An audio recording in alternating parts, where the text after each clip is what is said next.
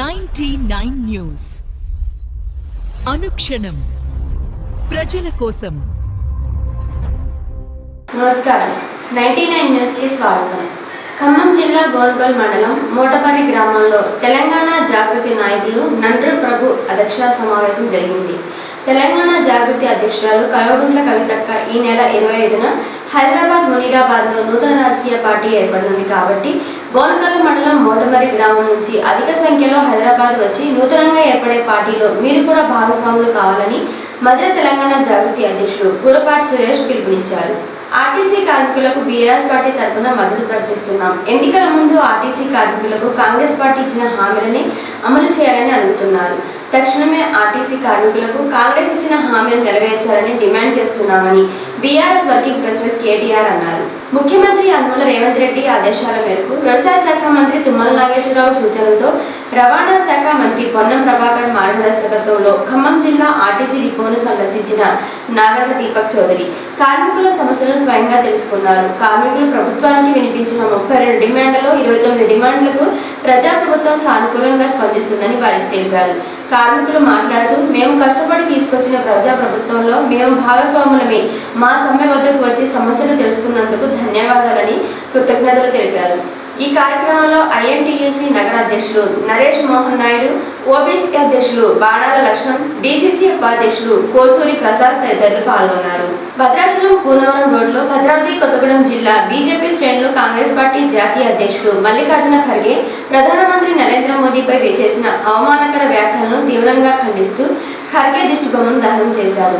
ఈ సందర్భంగా బీజేపీ జిల్లా అధ్యక్షులు బైరెడ్డి ప్రభాకర్ రెడ్డి మాట్లాడుతూ తమిళనాడులో జరిగిన ఎన్నికల ప్రచారంలో ఖర్గే ప్రధానమంత్రి నరేంద్ర మోదీని ఉగ్రవాదిగా అభివర్ణించడం అత్యంత బాధాకరమని, దేశ ప్రజల విశ్వాసంతో ఎన్నికైన ప్రధానమంత్రిపై ఇలాంటి వ్యాఖ్యలు చేయడం కాంగ్రెస్ పార్టీ దిగజారిన రాజకీయాల నిదర్శనమని విమర్శించారు. అభివృద్ధి, జాతీయ భద్రత కోసం కృషి చేస్తున్న నాయకుడిని లక్ష్యంగా చేసుకుని ఇలాంటి వ్యాఖ్యలు చేయడం కాంగ్రెస్ పార్టీ అసహనాన్ని, నిస్సహాయతను బయటపెడుతుందని అన్నారు. కాంగ్రెస్ వరుస ఓటములతో ఖర్గేకు మతి భ్రమించిందని తీవ్రంగా విమర్శించారు. ఈ కార్యక్రమంలో బీజేపీ రాష్ట్ర కార్యవర్గ సభ్యులు కుంజా ధర్మారావు, పోడియం బాలరాజు, రాష్ట్ర కౌన్సిల్ మెంబర్ గుగ్లోత్ బాలు నాయక్ తదితరులు పాల్గొన్నారు.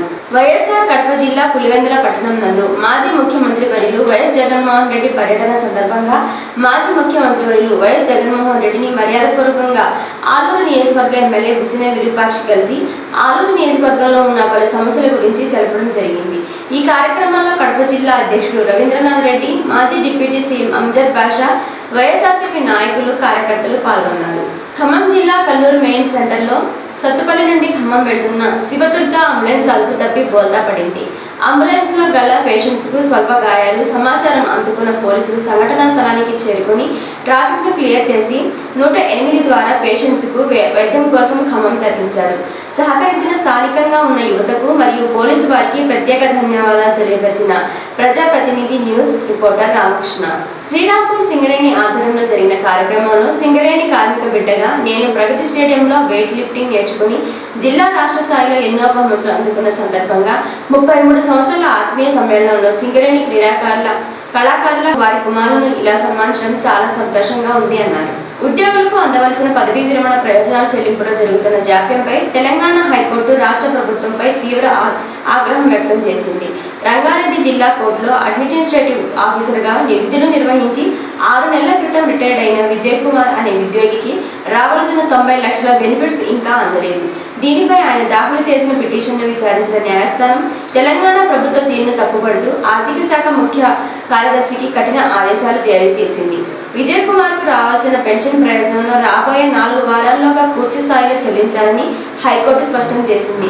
ఒకవేళ నిర్ణీత గడువులోగా ఈ చెల్లింపులు జరగకపోతే టోకెన్ జారీ చేసిన తేదీ నుంచి 18% వార్షిక వడ్డీతో కలిపి ఆ మొత్తాన్ని చెల్లించాల్సి ఉంటుందని హెచ్చరించింది. వృద్ధాప్యంలో తమ కష్టార్జితం కోసం ఉద్యోగులు కోర్టుల చుట్టూ తిరగడం సరికాదని, తక్షణమే ఈ బకాయిలను విడుదల చేయాలని న్యాయస్థానం ప్రభుత్వానికి ఆదేశించింది. శ్రీ సత్యసాయి జిల్లా హిందూపురం రూరల్ మండలం చలివెందుల గ్రామ పంచాయతీ మాజీ వైస్ సర్పంచ్ మీనకుంటపల్లి ప్రతాప్ రెడ్డి వారి తండ్రి జి సుధాకర్ రెడ్డి మరణించారు. విషయం తెలుసుకున్న వైఎస్ఆర్సీపీ నియోజకవర్గ ముఖ్య నేత గుడ్డంపల్లి వేణురెడ్డి సుధాకర్ రెడ్డి పార్థివ దేహానికి పూలమాలలు వేసి నివాళులు అర్పించి వారి కుటుంబ సభ్యులకు తన ప్రగాఢ సానుభూతి తెలియజేశారు. ఈ కార్యక్రమంలో వైసీపీ నాయకులు రవీంద్రారెడ్డి, అజయ్ రెడ్డి, వేణుగోపాల్ రెడ్డి, కృష్ణారెడ్డి, నాగభూషణ రెడ్డి, బ్రహ్మానంద రెడ్డి, అనిల్ తదితరులు పాల్గొన్నారు. చుట్టూ సెక్యూరిటీ, కాళ్లకు షూ ఉన్నాయి, కానీ జగనన్నకు లేవు. చాలా మంది ఆ ఊరి వాళ్ళు కూడా గుడి కాంపౌండ్ లోపలికి కూడా చెప్పులతో వచ్చి గుడి గుమ్మం దగ్గర చెప్పులు వదిలి గుడిలోకి పోతారు. కానీ జగనన్న మాత్రం కాంపౌండ్ బయట కాన్వాయ్ దగ్గరే వదిలేసి గుడిలోకి చెప్పులు లేకుండానే వచ్చాడు. ఈ రాష్ట్రంలో ఓ సుదీర్ఘ అనుభవం గల ఒక నాయకుడు ఉన్నాడు. ఆయనకు గుడి బడి తేడా తెలియదు. నా బూటే నా భవిష్యత్ అన్నట్టు ఎక్కడికి పోయినా ఆ బూట్లు ఆయన కాళ్ళకు ఉండాల్సింది. కానీ ఆయన మాత్రం పొద్దున లేచిన దగ్గర నుంచి జగనన్న మతం గురించి, జగన్ అన్నకు హిందూ ధర్మంపై ద్వేషం అని తన ఆస్థాన మీడియా ద్వారా ప్రచారం చేస్తుంటాడు. ఇక్కడ ఎవరో హిందూ ధర్మాన్ని గౌరవిస్తున్నారో చూసే జనాలకు అర్థమైతే చాలు. ఖమ్మం జిల్లా రఘునాథపాలెం మండలం పువ్వాడ ఉదయ్ నగర్లో అధికార పార్టీ నాయకుల బరితెగింపు. సర్వే నెంబర్ 192 ఎస్ఐన్ భూమిలో అక్రమ ప్లాట్ల అమ్మకాలు. అక్రమంగా కొనుగోలు చేసిన ప్లాట్లలో చర్చి నిర్మాణం చోద్యం చూస్తున్న రెవెన్యూ అధికారులు. ఈ మొత్తం వ్యవహారంలో గ్రామ పంచాయతీ కార్యదర్శి పాత్రపై అనుమానాలు వ్యక్తం చేస్తున్న స్థానికులు. మార్కెట్ వారి సౌజన్యంతో తల్లాడ వ్యవసాయ మార్కెట్ యార్డ్ నందు ప్రాథమిక వ్యవసాయ సహకార పరిమితి సంఘం లీడర్ పల్లాడవారి ఆధ్వర్యంలో మొక్కజొన్న కొనుగోలు కేంద్రాన్ని ప్రారంభించిన వైరా వ్యవసాయ market committee vice chairman Kapa Sudhakar.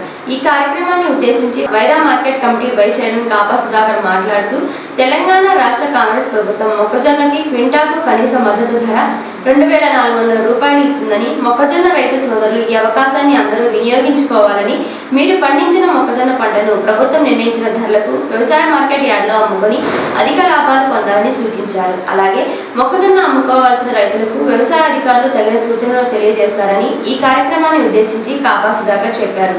ఈ కార్యక్రమంలో మల్లవరం సర్పంచ్ కటికి కిరణ్ కుమార్, ఉప సర్పంచ్ గుర్రం యశోద, తల్లాట సర్పంచ్ పెరిక నాగేశ్వరరావు మరియు రైతు సోదరులు, కాంగ్రెస్ పార్టీ నాయకులు ఈ కార్యక్రమంలో పాల్గొన్నారు. ఈ వార్తలు ఇంతటితో సమాప్తం. 99 న్యూస్ అనుక్షణం ప్రజల కోసం.